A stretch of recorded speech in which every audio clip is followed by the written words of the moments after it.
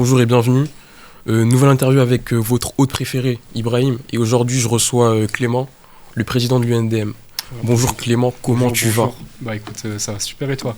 Ça va. Du coup, je vais te demander, est-ce que tu pourrais te présenter aux gens et présenter l'UNDM? Bah du coup, je m'appelle Clément, forcément. Ouais. Et j'ai 22 ans. Et du coup, je suis l'ancien président de l'UNDM et maintenant directeur général de l'asso. Ok.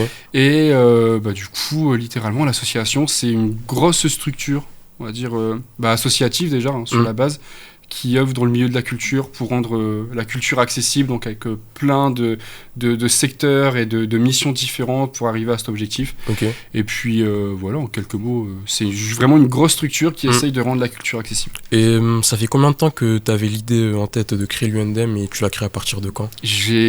Alors l'asso, j'ai eu l'idée, je devais avoir 16 ans. Ok. Et je l'ai créé officiellement un an plus tard, donc ouais, à peu près à 17 ans. Et vraiment, c'est parti à l'époque, genre, parce que du coup, je viens de Maubeuge, enfin, de la zone maubeugeoise, Aumont, tout ça. Et c'est au Maubeuge. Voilà, vous connaissez. Hein. Et en fait, le truc qui est chiant avec cette zone-là, c'est qu'à l'époque où je voulais faire des courts-métrages, tout ça, parce que j'avais envie de parler de certaines thématiques et tout, le problème, c'est que pour les jeunes de mon âge, il n'y avait pas grand-chose en fait pour avoir accès à du matériel, pour pouvoir créer tout ça. Et j'ai réussi à l'époque à travailler avec mon lycée, à travailler avec plein de trucs. Ce qui a fait que du coup, j'ai réussi à faire mon premier truc, qui était pourri. Vraiment, c'était nul, c'était un AV pas possible. Ouais. Mais j'ai réussi à le faire. Et le problème, c'est qu'après, forcément, j'ai fait un premier truc qui était pas fou, j'ai voulu en refaire d'autres. Et en fait, c'est vite devenu un frein parce que forcément, j'avais plus forcément mon lycée derrière moi qui voulait plus trop suivre ce genre de choses. Et en vrai, c'est même pas qu'ils voulaient plus trop, c'est juste qu'en soi, ils ont filé un coup de main une fois et c'est déjà incroyable. Et est venue la question on s'est posé la question vraiment de lancer quelque chose, d'ouvrir quelque chose, d'avoir une structure pour signer des conventions. Et du coup, à la base, l'UNDM, c'était vraiment une asso qui était faite pour signer des conventions pour qu'on puisse réaliser, avoir accès à du matériel et du coup réaliser des courts-métrages, autant les miens que ceux d'autres personnes. Et le projet a bien bougé depuis. Tu sais, tu connais. Sais. Voilà. Du coup, je t'en ai parlé, mais du coup, c'était quoi les missions concrètes que tu avais pour l'UNDM? Surtout en entrant à la fac, parce que tu as fait une fac de ciné. Ouais. Que j'ai pas fini. C'est pas grave, c'est pas grave. Mais ouais, en fait, comme je disais, il y a eu le tout début de l'assaut où il y avait juste, on était en mode, on va réaliser des trucs et c'est tout.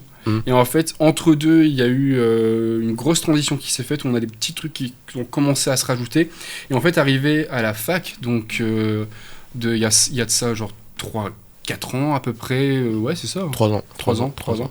En gros, ça s'est vraiment plus recentré. Et on avait donc les grosses missions de l'asso. Ouais. Donc avant de parler de gros points, c'était vraiment du coup d'aider les étudiants, les jeunes qui voulaient se lancer dans la production de courts-métrages à le faire. Ouais. Donc en leur filant du matos. Ouais. Parce que justement, en fait l'idée avec l'asso c'est que au fur et à mesure, justement, j'aimerais trop que ce soit le genre de structure que j'aurais aimé avoir quand j'étais plus jeune, quoi. Ouais.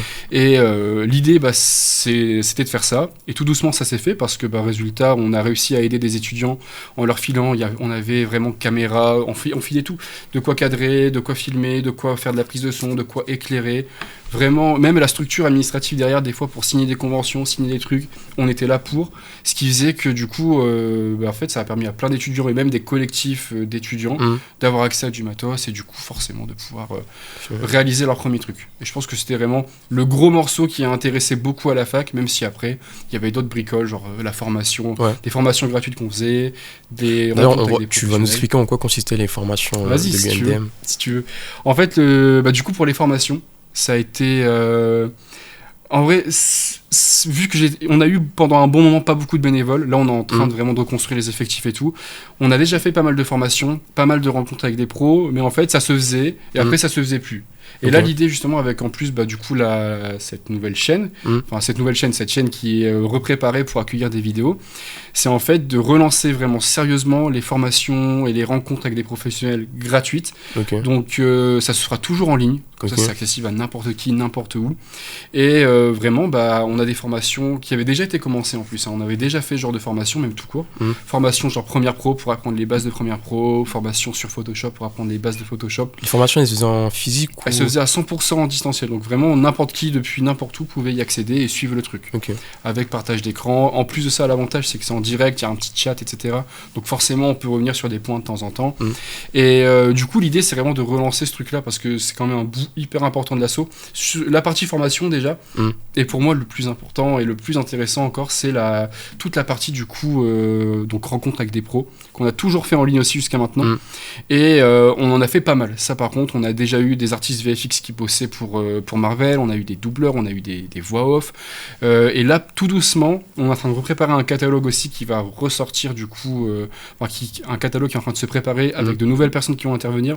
On a beaucoup de monde aussi du milieu de YouTube qui sont dans la prod de YouTube, des personnes qui vont réintervenir. Enfin, on essaie vraiment d'avoir des professionnels qui viennent. Et même chose, en fait, c'est un format qui se fait pour l'instant à distance, un peu comme nous on est en train de faire là, où vraiment c'est une discussion mais rythmée avec des questions, on va dire. Et l'idée, en fait, c'est que les gens puissent découvrir un métier, découvrir un parcours de personnes qui sont peut-être pas toujours faciles d'accès ou qui peuvent pas forcément toujours répondre à tout le monde. Et là, l'idée, c'est que les gens puissent aussi un petit peu interagir, poser des questions pertinentes et pouvoir aussi un peu échanger avec les gens. Et du coup, cette partie formation et rencontre pro, vraiment, elle englobe tout ce bazar-là, quoi. Et du coup, elle se passe comment l'adhésion à l'UNDM, du coup ? L'adhésion, en fait, le grand avantage, c'est que tout ce qu'on fait, il n'y a pas besoin d'adhérer à l'asso. Juste, il faut nous suivre sur les réseaux. On a du coup le Insta sur lequel on communique énormément, d'autres réseaux qui sont parfois reliés à des projets un peu plus précis, on parlera certainement après. Mais principalement, on est sur Instagram et on se lance sur TikTok aussi, et c'est vraiment là où toutes les informations sont envoyées.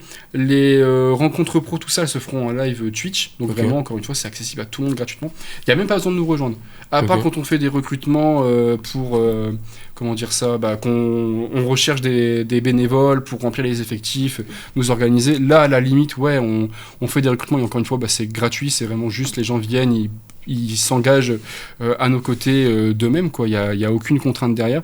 Mais pour bénéficier de tout ce qu'on propose, que ce soit l'aide matérielle, donc via des appels à projets et tout, mais peut-être qu'on en reparlera après. Enfin bref, l'aide matérielle, la formation, tout ça et tout ce qu'on fait, il y a juste à nous suivre sur les réseaux. Et peut-être de temps en temps, genre pour l'aide matérielle par exemple, remplir un formulaire, mais c'est même pas une inscription dans l'asso, c'est vraiment genre juste un formulaire à remplir pour qu'on puisse traiter les demandes, quoi. Et du coup, comment se déroule l'appel à projet dans l'UNDM ? Genre, quel type de projet vous accompagnez ou vous mettez en priorité ? Là, pour le moment, et jusqu'à maintenant, ça a été, on prépare un appel à projet en fait qui est destiné à tout ce qui est court-métrage, où malheureusement, on reçoit quand même pas mal de demandes. On peut pas dire oui à tout parce que forcément...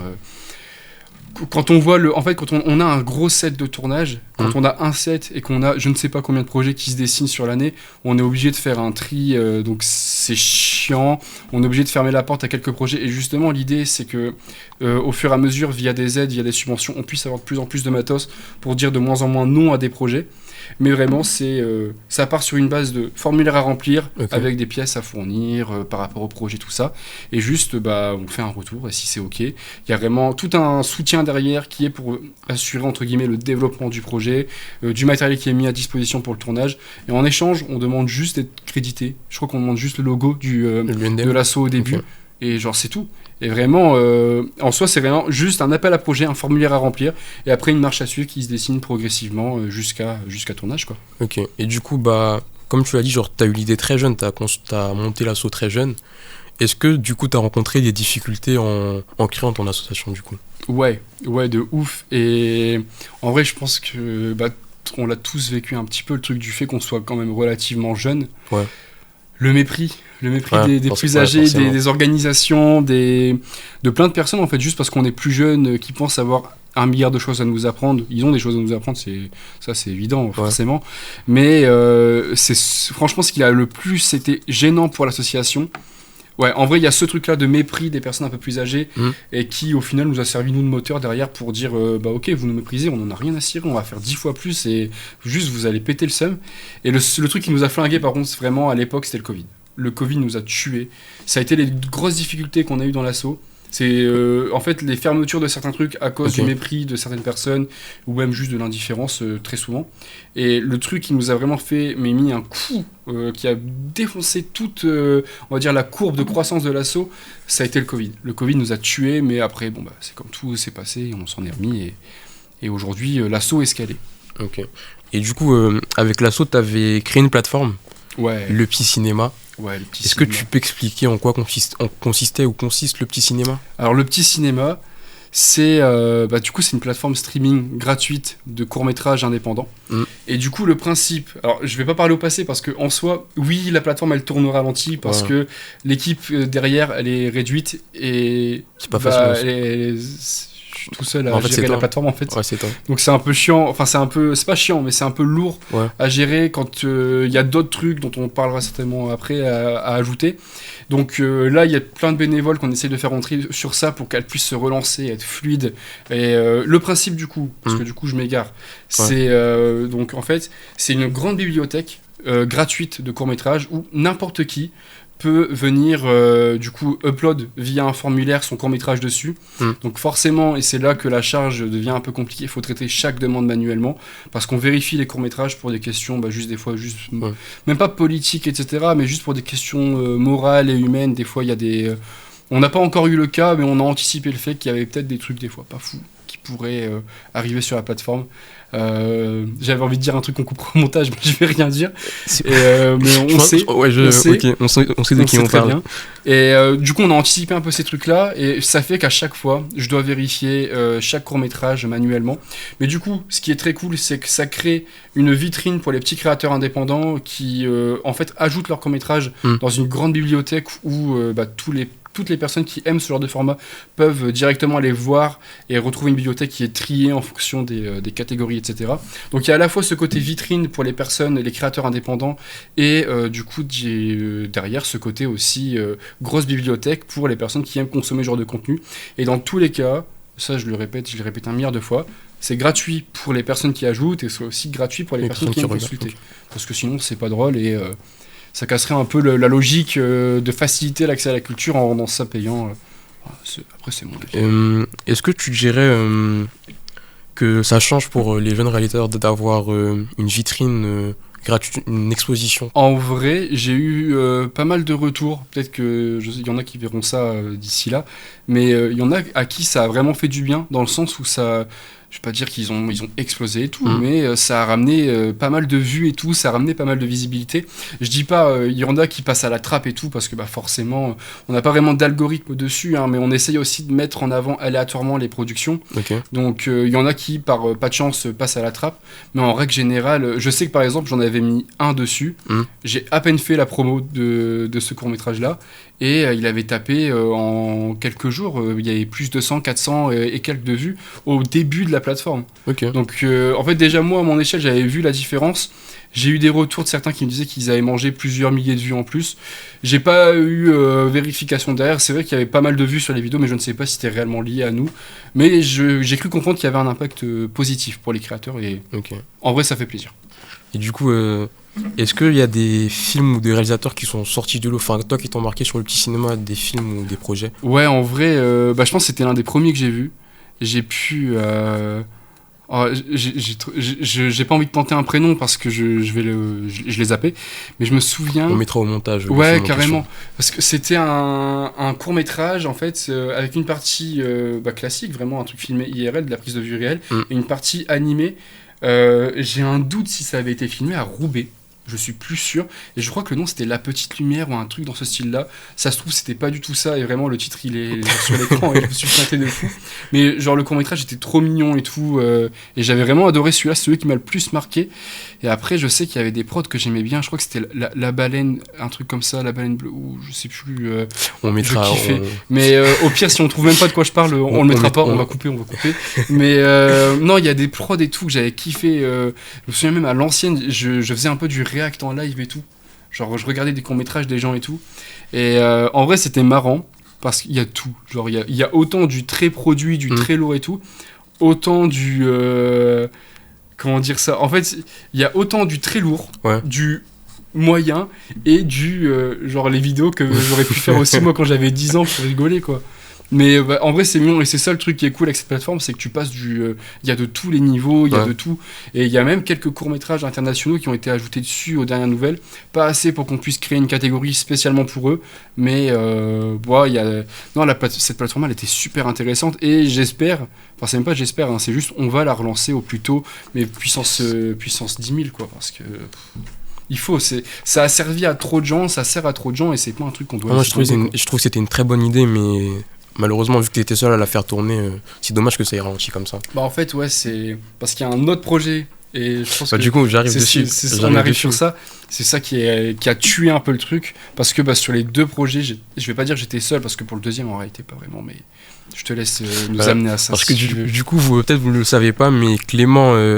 au moment où il avait ouvert son cinéma, c'est le plus jeune exploitant de France. Du coup, il a ouvert un cinéma à Aumont, qui s'appelle le Clap. C'est ça. En quoi consiste le Clap ? En vrai, le Clap, c'est un ciné. En soi, c'est un ciné indépendant. Okay. Et l'idée depuis le début, ça a été de faire un ciné hyper ouvert, toujours en fait dans cet objectif de faciliter l'accès à la culture. Et on s'est dit, quoi de mieux avec un cinéma pour ouvrir l'accès à la culture que de faire des places pas chères. Et du coup, on est sur une tarification qui, pour certains, sera normale parce qu'ils ont de la chance. Et beaucoup ne réalisent pas qu'ils ont de la chance d'avoir des cinémas qui proposent nos tarifs, c'est-à-dire 5 €. On fait un tarif unique à 5 € la place, peu importe le film, etc. Et ça a été la base du projet, de se dire on fait un truc pas cher pour que les gens puissent venir pour pas grand chose, pour des fois 2 à 3 fois moins que dans un cinéma classique, t'as ta place en gros.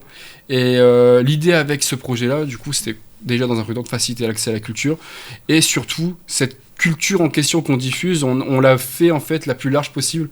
On balance forcément du blockbuster, des dernières sorties, tout ça, parce que faut faire vivre le ciné aussi parce que c'est ce qui rapporte, on va pas se le cacher, mais on balance aussi dans une zone où c'est moins fréquent, c'est moins diffusé, des films un peu plus indépendants, des films un peu plus je vais pas dire de niche mais pas loin, et vraiment ça a été tout l'objet de ce ciné, de faire un truc accessible à tout le monde, qui puisse offrir un accès à des productions qui sont pas forcément toujours courantes. Et le truc qui est tout con, mais c'est vraiment que depuis le début de ce ciné, on a déjà passé pas mal de films qui ne passaient pas dans les cinés aux alentours. Et pourtant, il y a quand même, c'est même des films, on va dire, entre guillemets, un peu plus indépendants, un peu plus, des films un peu plus petits. Enfin, petits, non, c'est même pas le bon terme, mais ça restait des films qui étaient moins mis en avant. Pourtant, t'avais un cast de zinzin dedans. Genre là, on avait, comment ça s'appelait Tu ne mentiras point, en VF. Et avec, c'était Cillian Murphy, je crois. Et le film, il est passé quasiment nulle part dans le coin. Et nous, on le passait. Pourtant, t'as un acteur de zinzin dedans, et le film en plus a intéressé du monde dans la zone. Ils étaient en mode, il passe nulle part, on est venu le voir ici, quoi. Et du coup, il y a tous ces petits trucs aussi qui font qu'on a un impact. On voit qu'on a un petit impact culturel dans le coin parce que justement, les gens savent qu'on a une programmation un petit peu différente et pour 3 fois rien. Ça régale. Et du coup, je vais te demander, comment tu as fait pour avoir un cinéma ? Genre, tu n'as que 22 ans et tu as un cinéma. Genre, comment t'as fait ? En vrai, j'en ai chié de fou. Mais en fait, le truc du cinéma, ça a pris, je crois, ça a été 2-3 ans de boulot. Je veux pas dire quotidien parce que. Tu peux dire quotidien. Moi, je t'ai connu. En vrai, je vois ce que tu faisais. J'étais souvent dessus et tout. En fait, c'est parti de. Parce que ça se fait dans un cadre associatif, comme pour tout. C'est parti de... j'envoie tous les ans, j'envoyais un mail à la mairie pour avoir un local, parce que forcément, une structure comme la nôtre, on avait du matériel qui s'accumulait, il fallait bien le ranger quelque part. Et le grand problème derrière ça, c'est que dans une ville qui est quand même... on parle d'Aumont, donc qui est... perso, je jongle entre Lille et Aumont, et il y a quand même un grand écart entre les deux villes. Et pour le coup, à Aumont, pas possible d'avoir un local depuis des années. Je renvoie un énième mail et tout. Et là, par contre, grande nouvelle, on me dit encore non, il y a pas de local, c'est mort et tout. Mais en fait, il y avait un cinéma à Aumont qui existait déjà depuis très longtemps. En fait, il y a un centre culturel à Aumont qui du coup jongle entre des fois des représentations, des spectacles, tout ça, et du cinéma. C'était tenu par une ancienne association qui, pour plein de raisons, dont certaines que je ne citerai pas, a fermé. Ils ont fermé, ils ont mis la clé sous la porte, et du coup le problème qu'il y a eu derrière ça, c'est que la ville se retrouvait sans ciné. Le centre culturel en question entrait en rénovation pour, je crois, une période de 2 ans, et au moment où j'envoie le mail, c'est vraiment au moment où tout se décide. Donc, ils me Ok. disent non, on n'a pas de local. Par contre, on a un cinéma à reprendre. Cinéma dans lequel il y a un local. Forcément, il y a des bureaux pour nous. Et du coup, je leur dis oui, ouais, ok, on est chaud. Je peux te couper juste rapidement. De base, Ouais. tu ne pensais pas avoir un cinéma, tu voulais juste un local Ah, je voulais juste pour un local. pour l'assaut. J'en avais rien à cirer du cinéma. Je pensais Ok. même pas que c'était possible. Ok. Pour moi, c'était.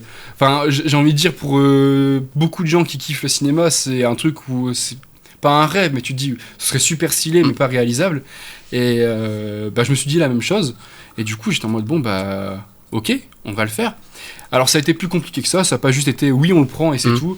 Il y a eu, au final, en fait, pour plein de raisons, notamment politiques, il y a eu un appel à projet qui a été fait. Où on a dû défendre notre projet. Donc, ce que je te disais, où les places à 5 euros, la bouffe pas chère, la programmation. Ok. Oui, parce qu'il y a de la bouffe aussi pas chère, je l'ai pas dit ça, mais il y a de la bouffe. En gros, c'est 5 euros la place, et pour 5 euros de plus, t'as un popcorn, mais vraiment servi, bien servi, et une boisson avec. Donc, pour 10 balles, t'as ta place plus la bouffe-boisson, quoi. Et donc, bref, il y avait ça qui était dans le projet, la programmation variée, le fait de vouloir faire des événements. On a tout défendu, c'est passé devant une sorte de commission qui ont validé le projet, et à partir de là, des démarches, beaucoup de démarches. Et en fait, le truc, c'est que tout ça était extrêmement espacé dans le temps, parce que quand on a rempli notre dossier, il s'est passé je ne sais plus combien de mois avant qu'on ait un retour. Une fois qu'on a eu ce retour, il s'est passé je ne sais plus combien de mois avant qu'on puisse commencer à avoir accès à la salle. Donc il y a eu un gros bordel à ce niveau-là. Ça a été vraiment une vraie galère. Et en soi, vraie galère, oui et non, parce que ça n'a pas été le plus chiant. En fait, on a eu tous les problèmes qu'on a eu par rapport au cinéma, c'est arrivé à partir du moment où j'ai eu les clés. Là, ça a été un enfer, parce qu'en fait, il y a eu une période de travaux, et le problème, c'est qu'avec les travaux, ils avaient très mal protégé toute la partie projection. Tout le système de projection avait été très mal protégé. On était quand même, on est encore aujourd'hui, j'espère qu'on va pouvoir travailler avec la mairie d'Aumont justement pour changer ce matériel-là. On est encore sur un matériel qui est pratiquement totalement dépassé. Okay. Donc vraiment une technologie qui fonctionne encore, mais qui est quand même un peu à la ramasse. Et le problème, c'est que ça n'avait pas été bâché correctement, et qu'il y a eu des travaux et beaucoup de poussière, et que c'est du matériel qui est infiniment sensible à la poussière. Du coup, le projecteur, les serveurs, tout était quasiment mort. Voilà. Comment vous avez fait du coup ? Du coup, ça a été vraiment des nuits blanches de stress et tout, à essayer de trouver des solutions. Et en fait, la mairie a un contrat avec un prestataire qui est du coup Ciné Digital. Je me permets de les citer parce que vraiment, ils nous ont sauvé la vie. Ils sont intervenus, mais dans des délais de fous furieux. Vraiment, ils ont fait des trucs de zinzin. Et ils ont réussi à tout remettre en état en passant des heures à bosser dessus, etc. Ils ont réussi à tout remettre, mais c'est vraiment la période où... franchement, je me suis chié dessus. J'étais vraiment en mode putain. En fait, je savais que le cinéma allait se faire dans tous les cas, pour plein de raisons, parce que j'aime pas trop ces trucs-là, mais je savais que politiquement, la mairie n'avait pas le choix de faire ce cinéma. Administrativement, légalement, ils n'avaient pas le choix de le faire non plus. Donc je savais que le cinéma allait arriver, mais j'avais juste peur en fait de devoir décaler le truc. Parce que l'équipement ne fonctionne pas. L'équipement fonctionne, ouais, c'était ça, tu vois. Et qui disait du coup décalage, disait déjà on n'a même pas ouvert qu'on passe vraiment pour des cons vis-à-vis de toute la zone. Et accessoirement, en fait, il y avait aussi des emplois qui commençaient à se déboucher à droite à gauche. Donc forcément, quand tu décales une date d'ouverture, ça pue un peu, parce que y a des gens à payer alors qu'il n'y a pas d'argent qui rentre. Et c'est un peu chiant. Mais ça s'est fait. Tout est rentré dans l'ordre très rapidement, tout s'est arrangé. Et résultat, du coup, on a réussi à ouvrir le dimanche 13 avril, et on avait ouvert première séance avec, c'était Ma Mère Dieu et Sylvie Vartan. Et on a eu franchement très cool, très cool. Et on a eu justement un petit mot de Roland Pérez, donc le gars dont en fait le film s'inspire de son livre qu'il a rédigé lui-même sur sa vie à lui. Et on a eu un petit mot de ce gars-là justement pour l'inauguration. Donc petit truc trop cool et tout, franchement. Voilà, je crois que j'ai fait le tour sur le clap, à moins que tu aies des questions. Non, du coup, moi j'ai une question deux questions. Ouais, vas-y. Parce que tout à l'heure, tu parles du fait de rendre accessible la culture à tout le monde. Déjà, c'est quoi ton plan pour le clap ? Parce que moi, tu me l'as dit. Ouais, je sais bien que tu sais. Du coup, celui-là. Et du coup, je voulais aussi te demander, est-ce que du coup, sans rapport avec le petit cinéma aussi, est-ce que t'as prévu de faire une sorte de festival ou... Bien sûr. Ok, parce que, je te laisse voir. Du coup, ouais. En fait, le plan déjà avec le clap, et ça va rejoindre un truc que je pense qu'on en parlera après aussi, du coup, c'est vraiment, en fait, on en a ouvert un je veux qu'on le rôde, qu'on sache vraiment le faire tourner correctement, qu'on ait limite nous en interne un starter pack, juste un guide pour ouvrir un cinéma. Et l'idée, et je le dis depuis toujours, de toute façon sur les réseaux, je fais beaucoup de contenu autour de ça, j'ai fait une pause mais il faut que je reprenne, j'en parlais énormément. On veut ouvrir d'autres clubs à d'autres endroits en France pour justement avoir cette démarche-là qui se met en place à droite à gauche en France, un cinéma à 5 €, avec une programmation variée, etc. Et du coup, l'idée, c'est vraiment ça, c'est en fait de passer de juste le clap à Aumont à le clap partout, si possible. Et du coup, le lien qu'il y aurait entre la plateforme Le Petit Cinéma et le clap, c'est ce que je te disais un petit peu dans la partie où on devait défendre le projet. On a demandé à avoir le droit de faire des événements. Bon, en soi, on était juste en mode, on veut faire des événements, et pour la bonne forme, est-ce que vous nous autorisez ? Mais on savait très bien que c'était oui. Et ça va plus loin que ça, c'est que dans la convention que j'ai, qui est un équivalent c'est pas vraiment un bail de location, mais dans l'idée, c'est un peu ça, c'est vraiment marqué noir sur blanc que c'est pas juste on peut faire des événements, c'est on doit en faire. Okay. Donc moi, ça m'arrange parce que c'est une obligation que j'ai bien voulu. Et parmi ces événements, je pense qu'on va travailler dessus pour 2026. Voire peut-être 2027, parce qu'en 2026 on a déjà un catalogue chargé, mais c'est vrai que j'en ai même pas parlé. Mais en 2027, donc je vais partir de ce principe-là, 2027, ouais, on aimerait faire en fait un festival du court-métrage qui est relié directement à la plateforme Le Petit Cinéma. Donc certainement en créant, c'est pas encore très cadré, mais il y aura peut-être une catégorie spécifique pour Le Petit Cinéma qui sera créée, enfin un truc directement dessus qu'on pourra retrouver du coup en festival. Et l'idée en fait serait de créer un nouveau festival un peu plus orienté réseaux sociaux, tout ça, un peu plus avec une dynamique... j'allais dire jeune, mais ça englobe beaucoup trop de choses, mais dans l'idée ce serait ça. Ce serait vraiment d'avoir une passerelle via un festival entre les deux. Je pense que ça pourrait être plutôt cool. Et là, j'allais dire, je crois que je complète par rapport à la partie événement. Là, on prépare pas mal de trucs, notamment pour la zone, pour les régaler un petit peu les Aumontois, du coup, Aumontois et Aumontoises, c'est comme ça qu'on appelle les habitants de Aumont. On prévoit un ciné-concert. On n'a pas encore choisi le film, mais on est en train de l'organiser. Donc certainement avec un film muet, où on a un orchestre sur place qui interprète une musique, toujours dans une optique de faire un truc pas cher. Donc on est loin des places à 20, 40, 50 balles. On serait vraiment à la moitié de ça, voire même encore moins. Et derrière ça, on a, et ça on le prépare pour l'été 2026, un ciné drive-in. Donc tu sais un peu les trucs genre comme aux États-Unis, en voiture avec le son sur la radio et tout. Et ça c'est des trucs qu'on prépare, mais qui forcément demandent de l'orga, coûtent de l'argent. Et on travaille pour mettre ça en place. Et du coup, tu avais parlé du fait que tu voulais agrandir le club dans toutes les villes de France. Ouais. Ça, je te le souhaite. J'espère. Et pour l'UNDM, je crois qu'on en avait parlé 2 ans après qu'on s'est connus. Ouais. Tu voulais mettre en place un système d'antennes dans chaque ville. Est-ce que tu peux le réexpliquer pour les gens ? Ouais, ça. En vrai, au niveau de ce système-là, c'est encore un petit peu flou parce que justement, on se prépare à mettre ça en place. On veut absolument que l'association elle puisse être active partout en France dans un premier temps. Parce que là, on est actif plus ou moins partout dans le Nord. Parce qu'on a des véhicules qui peuvent faire circuler du matériel, tout ça, c'est trop bien. Le problème, c'est que l'association, on a vocation à parler à tout le monde, à aider tout le monde. Donc le problème, c'est que oui, on a les réseaux sociaux qui nous permettent, via les formations et les rencontres pro, d'être accessibles à tous. Mais dès l'instant où on parle d'aider d'un point de vue matériel, en fait, nous, on est juste cantonné au Nord.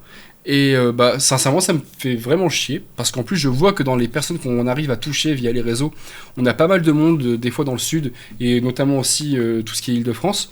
Et en fait, l'objectif, ce serait vraiment d'avoir un équivalent d'une antenne qui ouvre dans ces zones-là, pour dire, en fait, d'avoir dans chaque petite zone, je sais pas comment l'expliquer, mais ça ressemblerait en fait à une grande association qui bosse avec des petites versions d'elles-mêmes implantées partout en France. Et en fait, toutes ces petites versions, elles auraient vraiment une comptabilité des stocks de matériel indépendants, mais ça communique quand même à droite à gauche pour justement répartir le matériel et les richesses, mais c'est pas vraiment des richesses. Mais en fait, du coup, l'idée, ce serait de vraiment, en fait, avoir ce qu'on a sur l'île, et sur l'île, Aumont, le Nord, ce qu'on a là, de l'avoir partout, et de pouvoir, du coup, pouvoir répondre à ce besoin matériel qu'ont les jeunes créateurs, en fait, au plus tôt et vraiment partout, quoi. Et globalement, c'est ça. On veut juste ouvrir partout et filer un coup de main partout, quoi. Pour la culture. Voilà, pour la culture. Tu connais, hein. Tu connais. Du coup, là, on va parler un peu de toi. On va parler un peu de toi, c'est des questions plus par rapport à toi. Ah ouais, carrément. Qu'est-ce qui t'anime dans le projet enfin, dans les projets que tu lances, qu'est-ce qui t'anime à le faire? Genre, c'est quoi la raison qui a fait que Clément, toi, là, maintenant, tu t'es dit, je veux faire tout ça? Bah, rien. Juste, Rien à foutre. J'en ai rien à foutre. J'arrête tout, en fait. Là, après ça, j'arrête. Non, en vrai, c'est parti d'un truc un peu ghetto. Quand j'étais en fait, tout le projet a démarré à cause d'un truc un petit peu ghetto quand j'étais gosse. C'est parti de... Ouais, c'est pas joyeux en vrai. ouais, mais c'est ouais, pas ouais. mal. Mais on va en parler. Non, mais c'est une belle origin story, moi, je trouve. Ouais. Bah, en fait, c'est parti de... Quand je disais au tout début que l'association, elle avait été faite parce que je voulais pouvoir produire d'autres courts-métrages et qu'il y en avait eu un premier où mon lycée m'avait filé un coup de main. C'est parce que... Alors, c'est débile. Après, j'avais 15-16 ans à ce moment-là. J'ai perdu, du coup, c'était mon oncle qui s'est... Non, c'est pas drôle, c'est pas drôle. On va cutter ça. Du coup, reprends. C'est parti. En fait, du coup, le projet à la base... Attends, je vais me rosser un peu. Je vais boire un peu, attends. Ok, c'est bon. Alors, le projet, de base, il est parti du fait que mon oncle s'est suicidé. Il faudra peut-être le biper pour YouTube, je pense, parce que YouTube a pas trop aimé le mot. Il s'est suicidé. Capoute, le bonhomme. Et j'avais 15 ans, donc un peu dur. En plus, j'étais quand même plutôt proche du bonhomme. Et ça allait pas trop. Et pendant longtemps, vraiment pendant longtemps de fou, j'étais en boucle dessus, j'étais tout seul et tout, et ça faisait trop chier. Et en fait, à l'époque, il y est arrivé un moment, je sais plus, vraiment un bébé. Je devais être en mode, genre sur internet, comment faire un deuil et tout. Et j'étais tombé sur un truc qui disait, ouais, nanana, t'écris. Genre, juste, tu écris ce que tu penses et tout pour extérioriser d'une manière ou d'une autre. Et en fait, j'ai toujours kiffé le ciné et tout. Et quand j'écrivais, j'étais en mode, mais ce serait trop stylé que ça, parce que forcément, ça arrive à d'autres gens, et il y a d'autres gens qui doivent aussi sortir tout seuls, en mettant ça en scène d'une manière ou d'une autre, ça puisse parler de certaines thématiques, tout ce qui était un peu harcèlement scolaire et du coup le suicide, hein, littéralement. Que ce soit des thématiques dont on pourrait aborder le truc et que des gens qui voient ça se sentent... compris, entendu et tout, et que du coup ça puisse aider des gens de la même manière que j'aurais bien aimé qu'on m'aide. Et du coup, j'en ai fait un premier court-métrage, et c'est là qu'en fait ça a lancé tout ce truc-là. Et ça aurait pu être juste, on fait un premier truc et c'est tout, après on voit. Et en fait, ça a pris directement une dimension beaucoup plus, je vais dire, profonde, parce que il y a eu ce blabla, du coup, ces sujets en fait. Et derrière, il y a eu tout un blabla avec plein d'établissements scolaires, où en fait on intervenait. Alors, comme je l'ai dit, ça puait la merde. C'était éteint. Actuellement, il sera en non répertorié sur la chaîne où ça va sortir. Mais il existe, et c'est vraiment un nanar de fou. Moi, je l'ai vu. Voilà, moi, je peux le dire, moi, je l'ai vu. Non, en vrai, ça va. Bah, j'avais Ouais, ça va, 16 ans. Pour ton âge, ça va.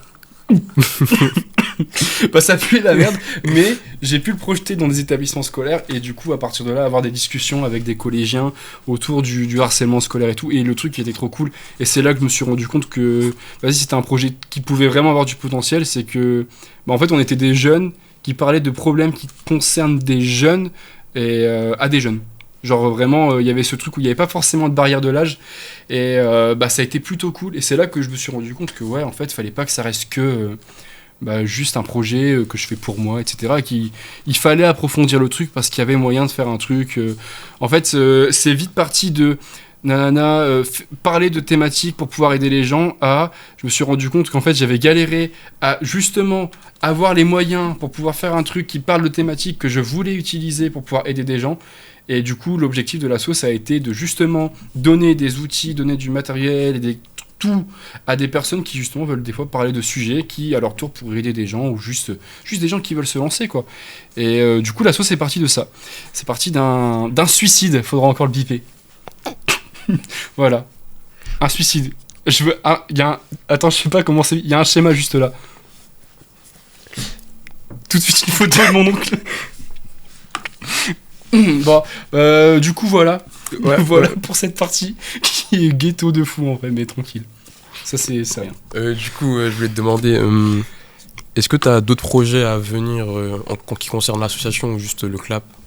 Bah en vrai, il y a là j'ai vraiment une vision à très court terme pour le clap, parce que j'essaye de juste le faire tourner correctement. On est en train de le développer tout doucement, de seulement commencer à s'aligner avec plein de partenaires. On prépare des offres publicitaires aussi pour le CLAP, histoire de pouvoir derrière avoir une source de revenus supplémentaires pour pour rendre en fait ce projet de plus en plus viable. Mais non, globalement, il y a en fait beaucoup de petits projets qui, je pense, vont se mettre en place dans l'asso. Il y a déjà forcément le truc qu'on dit de s'étendre à droite à gauche. Je pense que c'est le plus grand projet parce que indirectement derrière ça envoie de plus en plus de possibilités. Après, ouais, il y a du perso, il y a peut-être un peu plus de projets perso où justement il y a un peu ce côté cool au niveau de l'asso. C'est vrai que je peux aussi du coup toujours réaliser des trucs. Donc forcément en étant assujetti aux mêmes règles que tout le monde, donc même chose, formulaire à remplir. Et l'avantage c'est que c'est pas moi qui ai un pouvoir de décision là-dedans. Donc j'ai oublié de te demander comment fonctionnait l'UNDM. Oui. J'ai oublié de te demander. Je fais un très mauvais travail, oui. désolé. C'est pas grave. Au pire, on recommence à zéro. Non, un peu flemme un peu. Non, en vrai, ouais, du coup, pour l'orga de l'asso, de A à Z, en fait, pendant longtemps, du coup, j'ai fondé l'asso. Ouais. Donc, je me permets de dire, je l'ai fondé parce que vraiment, je suis à la base du projet. Quand j'ai créé l'association, j'étais là, j'ai tout rédigé moi-même. Le secrétaire, c'était mon père, et la trésorière, c'était ma mère. Parce que, en fait, il me fallait des personnes, je vais pas dire de confiance, mais si un petit peu pour pouvoir créer le truc. Et surtout, étant mineur à l'époque, je ne pouvais pas avoir des fonctions de gestion d'argent, etc. Oh. Donc, je me suis dit, allez, let's go. On prend les parents. Et en vrai, c'était pas très bien de dire comme ça, mais bon, je pense qu'on est 1 milliard de sauts à avoir fonctionné comme ça pendant un certain temps. J'étais le président, mais en réalité, je touchais à tout et juste, à part pour la question de l'argent, où ma mère suivait de ouf, mais les fonctions de secrétaire et certains points de la fonction trésorière, je les gérais moi-même. Entre deux, il s'est passé beaucoup de choses. Et là, en fait, la forme actuelle de l'asso, c'est qu'on n'a plus de bureau, on n'a plus de président, secrétaire, trésorier. En fait, on a un conseil général où justement, en fait, tous les pouvoirs de présidence, tous les pouvoirs, en fait, sont répartis sous la responsabilité d'un conseil. Donc, où chaque personne est, je vais pas dire que c'est comme si chaque personne était président à son échelle. Okay. On est 6 dans ce conseil, il y a 6 représentants légaux. Donc ils sont tous représentants légaux de l'association. Et en fait, tu as un responsable, par exemple, administratif, un responsable développement des projets, un responsable finance, responsable communication. Et en fait, toutes ces personnes-là ont un pouvoir de décision. Et en fait, eux, ils sont purement bénévoles. Du fait qu'en fait il y a une charge de travail qui est bien moindre parce que on est dans du bénévolat et du coup derrière j'arrive en tant que directeur général de l'association et moi j'ai aucun pouvoir de décision. Je fais aussi partie de ce fameux conseil. Je ne peux pas décider, je n'ai pas le droit de vote ni rien du tout. Je ferme ma bouche, juste moi. Je suis là pour faire appliquer les décisions de ce conseil. Donc conseil qui va forcément dans la même dynamique que le projet de base. Hein. C'est vraiment une équipe, une belle équipe qui est vraiment en accord avec le projet de l'association, qui le valide et qui du coup fait tout pour qu'il progresse.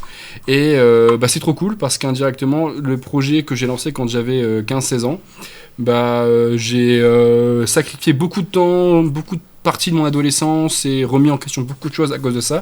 Et aujourd'hui, je peux en vivre. Je suis pas explosé de thunes, enfin explosé, ouais, ça se dit, ouais, allez, vas-y. Je suis pas pété de thunes, mais je vis normal, quoi. Et c'est trop cool de pouvoir vivre d'un projet comme ça après autant de temps de travail, ça régale. Voilà, et voilà. On va parler question communication parce que moi je suis fâché avec vous.